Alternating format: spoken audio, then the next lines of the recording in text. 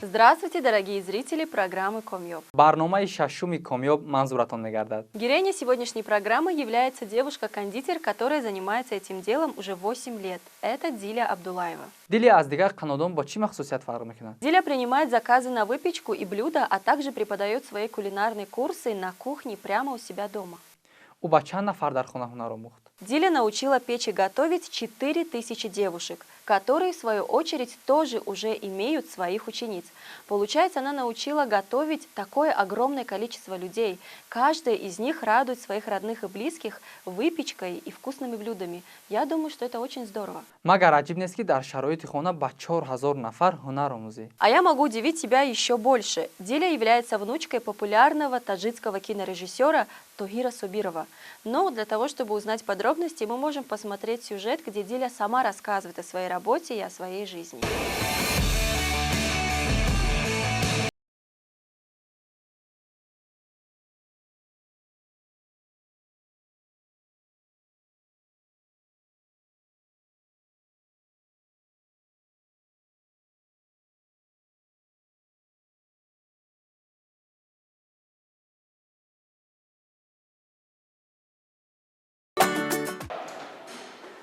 السلام علیکم مرحمت به خانه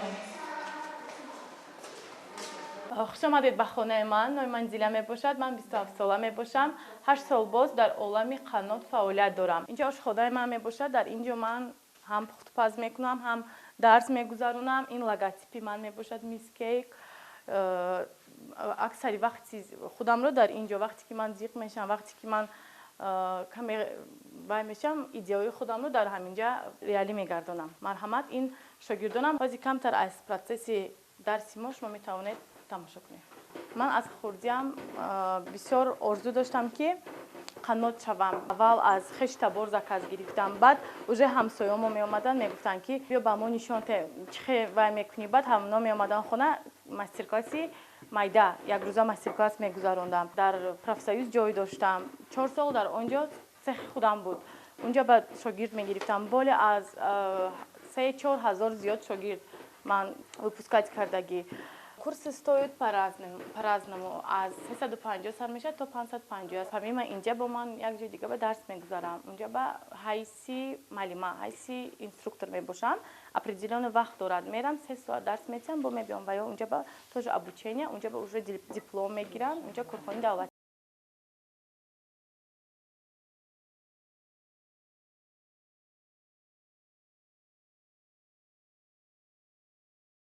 با عکس‌های هر گوناگون دارم. میتوانند آدمایی که کم بی‌ذات هستند، میتوانند که معیوبند، توشون وای ندارن، میتونن بیاین از حساب خودم و یا من میآموزم. آخر با سرتیفیکات میتونن رفته کار و فعالیت خودشون در خونه‌شون، در یگان سیخ، در یگان جای تورپزی دوام میتن. میفهمی آدمایی که شرایط ندارن حوزه این از دست من هیچ نمیره. از دست من تو فقط کمک میشد که میتونم کمک کنم. برای من گفتم که بیا کم بی‌ذات، نیازمند و کسی که اینوالید. من با آمادگی شاگردا هستن که даже دست ندارن، даже چلیک ندارن. آینده با پلان دارم که وای خودم شکل کلون میکشم.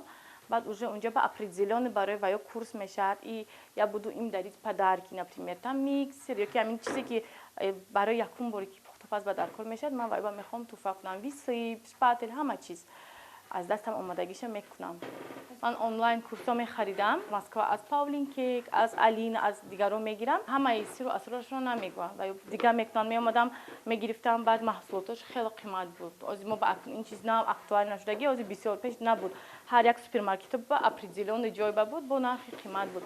میرفتم می‌خریدم، میکردم. اصلا اگر دونید پیروژن فرانسوی ماکارون هست. ماکارون هر خیلی میگوان. همون میندل نموکا که تیار میکنن. میندل نموکا خیلی قیمت.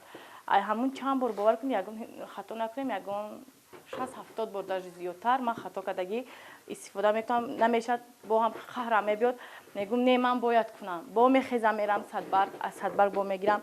خیلی هم خیلی گفتی که دستم روز شد رو کنه بیلا. حسابی تورتم چند بار هم کشتگی زکازم هم میشد که فراموش میکنم. بعد زنگ میزنن 1 ساعت موندم و میگن تورت ما تیار. آن بعد دیگه میدوام میکنم.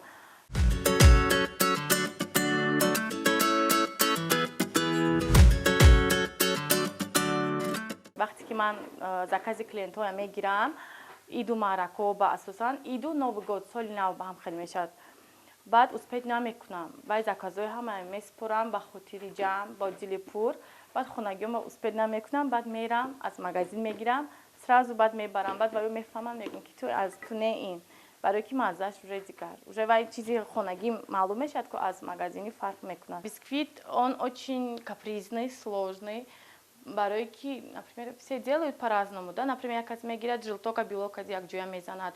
Или же там, знаете, самое главное, вақте ки шумо бисквит мекунед, бояд посудатон тоза бошад. Например, у всех есть посуда пластмассовая, у не всех есть такие миксер планетарный, ҳама ручной дорад. Посуди пластмассия мегиранд, пластмасс помимо бисквит ваё мекунанд салат. Ягон чи вай бояд вақте ки шумо бисквит мепазед, отдельно посуда доштагӣ бошад. Аммо аз сопина пластмасс, вақте ки пластмасс ба шумо роған мекунед, вай даруни таркибаш ба медор шумо вақте ки пеша бисквит кардан, железный бояд кунед. Баъд спирт кади обработка кунед, ки чтоб тоза шавад, ё ки хушрӯ чанд бор шуед, қоқ кунед. Вақте ки ягон грамм об мемонад, ягон чи мешавад, ё ки посуда ба, ё ки венчик ба, уже бисквити шумо зони риска ба мешавад, метавонад ки подъём натиҳад. Баъд бо аз ҳама главный барои бисквит чӣ мебошад? Вақте ки шумо сафедиро бояд аз зарди ҷудо кунед. Ин ай ҳама ба мешавад. Вақте ки шумо сафедия аз зарди ҷудо мекунед, щепотка соли мегӯн урусо, щепотка соли обязательно аму намак роли калона мепозад. Меқапад пика, намемонад ки белок об шояд. Вайро меандозед, баъд аз аппаратҳои паст сар мекунед. Мо чӣ хел мекунем? Биё тест кунем, мегӯем, например, бисквита тухма меандозем, ай ҳаму баланд мезанем, ки тест хафи баланд кунад. Не. Мо бояд аз аввал вай қати соли занем постепенно, примерно 2-3 минут мезанем, вай пузыркиёш меброд. Баъд уже постепенно, например, ай як сар мекунем, 2, 3, 5. Баъди ки задем, то 5 мезанем, 5 ба пенаи сафед. ранги чихе ки пена для бритсия ҳаст, амхе вай мешавад, пенаи сафед мешавад. Вақте ки вай сахт мешавад пена, постепенно уже баъд шакар меандозем. Шакарам бояд шакари майда бошад, шакари калон намешавад. Вақте ки шакари калон кунед, бисквити шумо дар наш ба шакар мемонад, метавонад шинад, аз ҳисоби ина мешавад. Баъд вақте ки шакарам меандозем, бо мезанем, баъд уже разрыхлитель, жилток, баъд вақте ки уже ҳамаш омехта мешавад, уже мегирем ай миксер, баъд вай орди, баъд вай бояд истифода барем вай сифати ало. Баъд через сита мегузаронем ваям, через сита мегузаронем и постепенно меандозем, баъд лопатка кади мекобем. Бояд бисквити шумо об шуда нашинад, у вас должна быть масса воздушная, пышная бошад, мегиред уже, баъд духовка пешаки гирон мекунед, листа мемонед, формочка определенной формочки, из любой формы, метавонед квадрат, круг, мерезед, мемонед духовка ба 180 градус, поём болоя обязательно гирон мекунед, си 25 минут.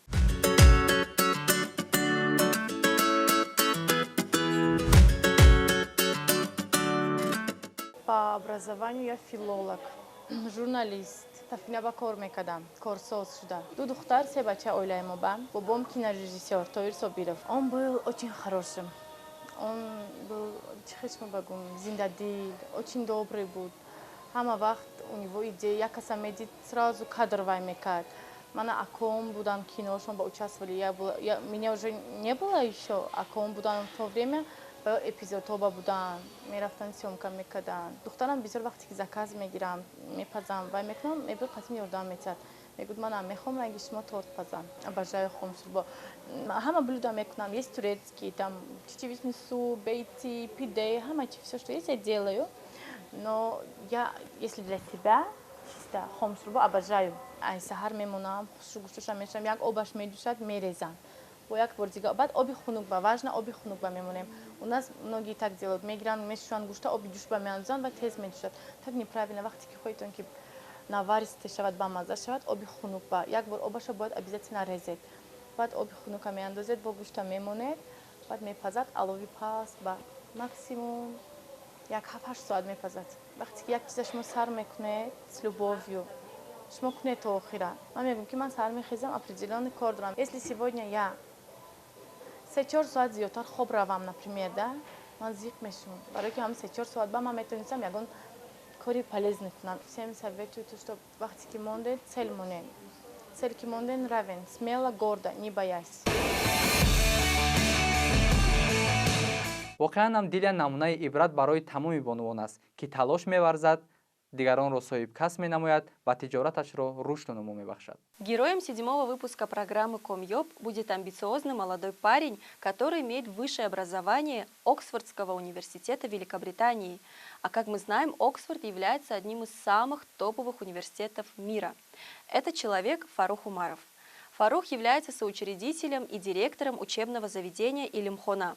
Стоит отметить, что нам удалось отснять небольшой эксклюзив с Фарухом. Подробности вы узнаете в следующей программе. ба саҳифаҳои мо дар шабакаҳои YouTube, Instagram ва Facebook обуна шавед ва ҳар ҳафта тариқи барномаи «Комьёб» аз муваффақияти як ҷавон иттилоъ ба даст оред. Дархост, эроду пешниҳодҳои худро ба мо ирсол кунед. Шарҳҳои хешро дар зери наворҳои мо нависед. Всем пока-пока. То нашри баъд.